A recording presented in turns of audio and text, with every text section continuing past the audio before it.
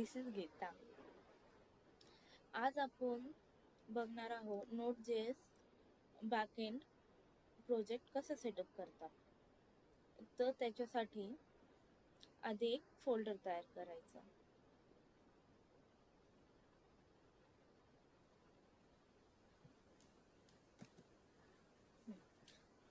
mkdir backend.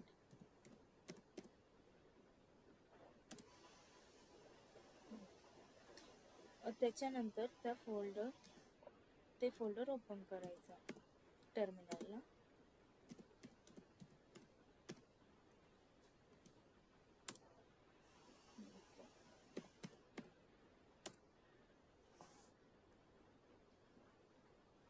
आता Node.js मध्ये setup करण्यासाठी पॅकेज वगैरे इन्स्टॉल करण्यासाठी एक कमांड आहे,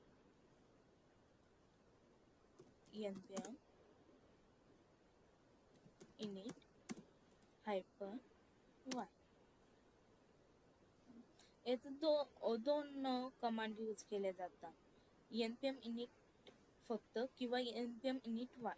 तर आपण त्या दोघांचा आधी डिफरन्स बघू. npm init y कशाला यूज करतो, याने काय होतं, npm init y मुळे क्विकली क्रिएट होतो Node.js चा प्रोजेक्ट विदाउट एनी क्वेश्चन. म्हणजे काय विचारत नाही, काहीच नाही, ऑटोमॅटिकली क्रिएट होतो package.json. परत जे क्वेश्चन व्हर्जन वगैरे, जे नेम, व्हर्जन, लायसन्स वगैरे जे क्वेश्चन असतात ते स्किप होतात, ऑटोमॅटिकली क्रिएट होतं package.json. आणि दुसरं आहे npm init. याने काय होतं की तुम्हाला प्रश्न विचारतात package.json फाईल तयार होण्याच्या आधी की पॅकेजचं नाव काय पाहिजे, व्हर्जन काय, डिस्क्रिप्शन काय, एंट्री पॉइंट काय असणार आहे, हे सगळं प्रश्न विचारतात. जर तुम्हाला ते प्रश्न स्किप करायचे असेल तर तुम्ही ही कमांड यूज करावी, npm init y. एंटर. बघा, आपल्याला एक पण प्रश्न विचारला नाही, हे डायरेक्ट ऑटोमॅटिकली क्रिएट होऊन आलं.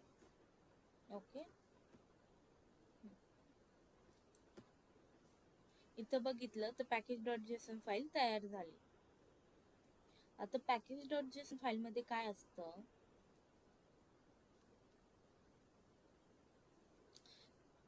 काय नेम आहे, व्हर्जन आहे, मेन आहे. मेन फाईल म्हणजे एंट्री पॉइंट, म्हणजे बॅकएंड रन होताना कोणत्या फाईल पासून रन झालं पाहिजे. एक ते index.js म्हणजे तुम्ही जे नाव देता इथं ती फाईल इथं पण प्रेझेंट पाहिजे आणि त्या फाईल पासूनच बॅकएंड सुरू होणार.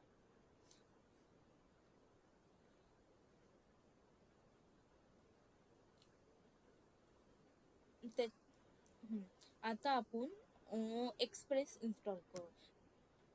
npm install express. एक्सप्रेस काय, हे Node.js फ्रेमवर्क आहे. त्याने काय होतं की लेंदी कोड लिहावं लागत नाही. फक्त Node.js चा यूज करून आपण जर कोड तयार केला, म्हणजे बॅकएंड तयार केलं तर खूप जास्त कोड लिहावं लागतं. पण जर एक्सप्रेस यूज केलं तर कोडची लेंथ कमी होते. नोड मॉड्यूल आले. नोड मॉड्यूल मध्ये काय असतं, सगळे इन्स्टॉल केलेले पॅकेज असतात. जेव्हा आपण npm i करू, म्हणजे एकदा इनिशियलाइज झाल्यानंतर प्रोजेक्ट, त्याच्यानंतर npm i केलं तरी नोड मॉड्यूल क्रिएट होतं. त्याच्यात सगळं इन्स्टॉल पॅकेज, म्हणजे आपण जे लागतात बॅकएंडच्या फोल्डरमध्ये ते सगळे पॅकेजेस नोड मॉड्यूल मध्ये असतात. ही नोड मॉड्यूल खूप मोठी असते, तर याला गिटहब वर अपलोड नसते करायची, तिला इग्नोर मध्ये टाकायची असते.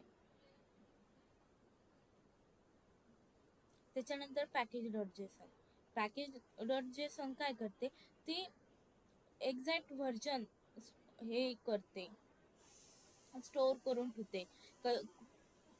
एक्झॅक्ट व्हर्जन ऑफ डिपेंडन्सी म्हणजे याचं व्हर्जन काय, एक्सप्रेसचं व्हर्जन काय, अजून दुसरं काय आपण यूज केलं. जर इमेजेस स्टोअर ठेवण्यासाठी आपण मल्टर यूज केलं तर मल्टरचं व्हर्जन कोणतं आहे, असं हे सगळं स्टोअर करून ठेवतो पॅकेज डॉट जेसन. ठीक आहे, तर हे तयार झालं. आता आपल्याला काय करायचं आहे की नोड मॉड्यूल गिट इग्नोर मध्ये टाकायची, म्हणजे आपण जेव्हा गिट वर पुश करू तर हे नोड मॉड्यूल जाणार नाही. आणि मग कोणी एखाद्याने हा प्रोजेक्ट घेतला तर त्याने फक्त npm आय केलं तर हे जे पॅकेज डॉट जेसन आणि package dot log dot JSON मध्ये जे आहे त्याच्या अकॉर्डिंग त्याच्या पण लॅपटॉप मध्ये नोड मॉड्यूल इन्स्टॉल होऊन जातील पॅकेजेस. हे बघा याचे सगळे व्हर्जन वगैरे स्टोअर आहे. चला तर आपण नोड मॉड्यूलला गिट इग्नोर मध्ये टाकू. आधी गिट इग्नोरची फाईल तयार करू. डॉट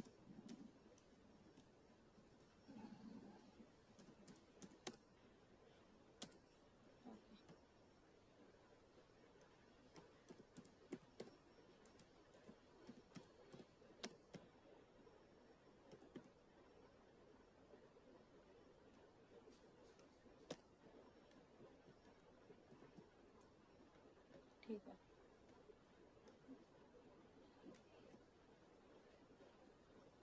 ऍड झालं.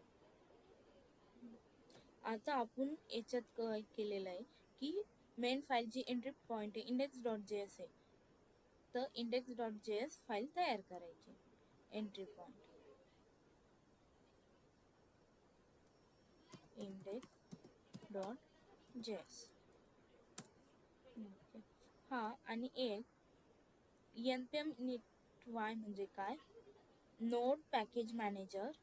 इनिट म्हणजे initialization, y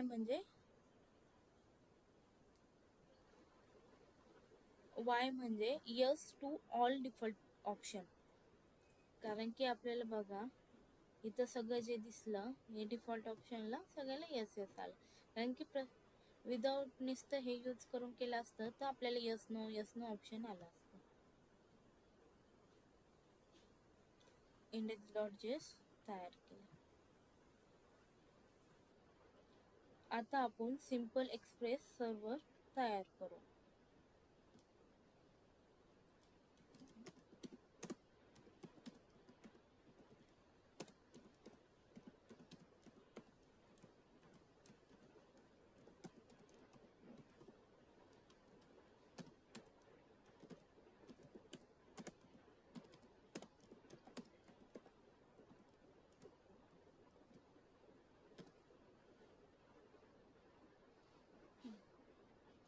require is used to import node modules in node.js. तर आपण एक्सप्रेस फ्रेमवर्क इम्पोर्ट केलेला आहे आणि एक्सप्रेस एक्सप्रेस ॲप्लिकेशन तयार केलेलं आहे आणि त्याला एका व्हेरिएबलमध्ये स्टोअर केलं ॲपमध्ये. ॲप म्हणजे की त्याचा ऑब्जेक्ट यूज करू शकतो की आपण जे रूट्स आहे ते स्टार्ट करायला, सर्व्हर स्टार्ट करायला. त्याच्यानंतर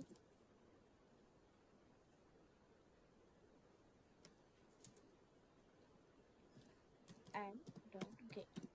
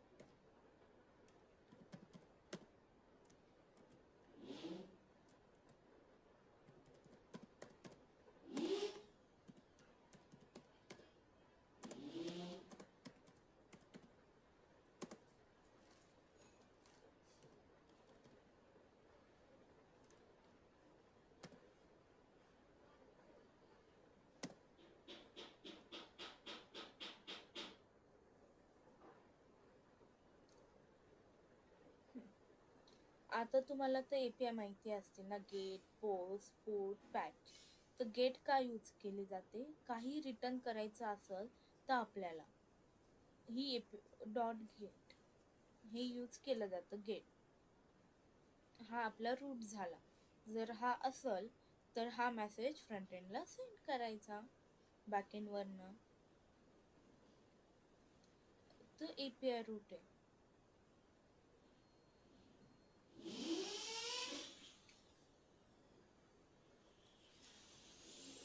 डॉट सेंड डेटा बॅकएंड करणं ब्राउझरला सेंड केला जातो. म्हणजे बॅकएंड चालू आहे की नाही ते कळतं. आणि आपलं सर्व्हर कोणत्या पोर्ट नंबरला चालू आहे हे कळतं याच्यामुळे.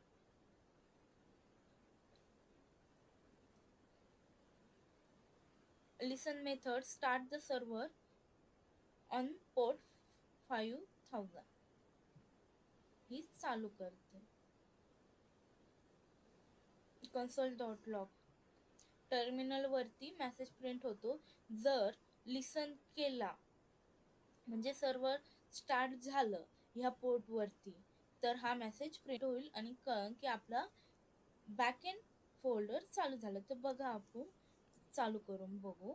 बॅकएंड सर्व्हर बॅकएंड चालू करण्यासाठी कमांड आहे नोड आणि जी एंट्री पॉइंट आहे जी फाईल package.json मध्ये आपण मेन लिहिलेलं आहे. मेन म्हणजे एंट्री पॉइंट बॅकएंडचा तर index.js आहे. तर index.js फाईल पण आपण तयार केलेली आहे. मग नोड इंडेक्स डॉट, जर तुम्ही दुसऱ्या फाईलचं नाव दिलं तर ती फाईल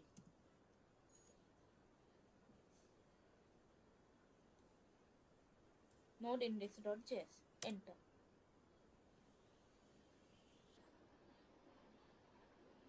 ओके, तर मेसेज आलाय सर्व्हर स्टार्टेड ऑन पोर्ट 5000. आधी स्टार्ट केलं पण नाही झालं तर परत npm i केलं, नोड index.js केलं तर 5000 पोर्टवर सुरू झालं. तर आपण बघू चालू झालंय की नाही. लोकल होस्ट बोला 5000 enter. Okay, backend server is running म्हणजे आपलं फर्स्ट चालू झालंय backend server.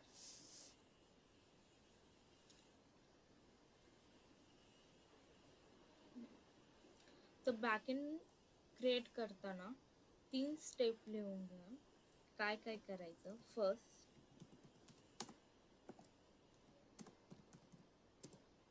create a folder. Second, open that folder. Third, initialize the node project npm init -y. 4, npm i. It's installed a required packages for backend. Some. Fifth,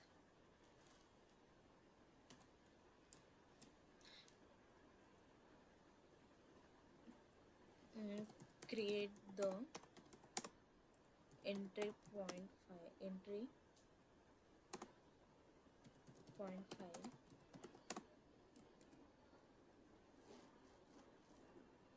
6, install express framework. Okay, एवढं तुम्ही केलं तर backend फोल्डरचं setup होऊन जातं आणि तुम्ही बाकीचं करू शकता. मग तुम्हाला जे पाहिजे रूट जे रेस्ट API पाहिजे ते तुम्ही तुम्हाला जसे पाहिजे तुम्ही तसे करू शकता. पण ह्या 2 स्टेप महत्त्वाचे असतात. आता तुम्ही हा नोड मॉड्यूल गिटहब वरती पुश नका कारण खूप त्याची साईज मोठी असते त्यामुळं. आणि कोणाला जर झिप द्यायची असेल एखाद्या फोल्डरची तर नोड मॉड्यूल इन्क्लूड न करता देत जा, म्हणजे बाकीचं इन्क्लूड करायचं पण नोड मॉड्यूल त्याच्यात इन्क्लूड नाही करायची. मग इन्क्लूड न केल्याने काय होतं की त्या झिप फाईलची साईज कमी होते, झिप लवकर पण सेंड होते आणि लवकर पण एक्स्ट्रॅक्ट पण होते आणि झिप पण होते. त्यामुळे तर तुम्ही पण करून बघा एकदा बॅकएंड सेटअप. काही क्वेश्चन असेल तर कमेंट करा. Thank you so much.